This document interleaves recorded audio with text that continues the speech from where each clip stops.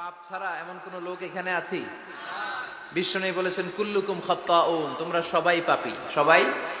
ওয়া খায়রুল খাত্তাইন আত-তাওয়াবুন, আর এই সব পাপীদের মধ্যে সবচাইতে ভালো পাপী যেই পাপী পাপ করার পরেই তওবা করে। কার কাছে? এজন্য আল্লাহ বললেন, গোলাম তওবার মতো তওবা করো।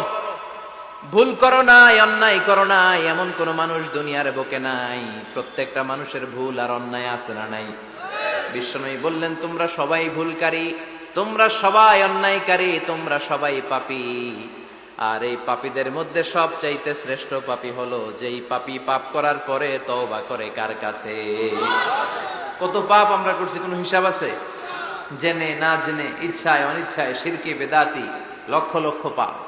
দুনিয়ার মানুষ জানে না, আমি জানি আর আল্লাহ জানে। চিল্লা এখন ঠিক কিনা? পৃথিবী না জানুক আমি তো জানি, আমি কি পাপ করেছি হায়।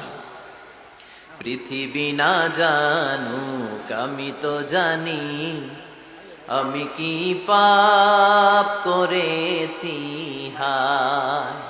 আমার পাপের করলে বিচার, বাঁচার আমার নাই উপায়। দয়াময় প্রভু মাফ করো আমায়,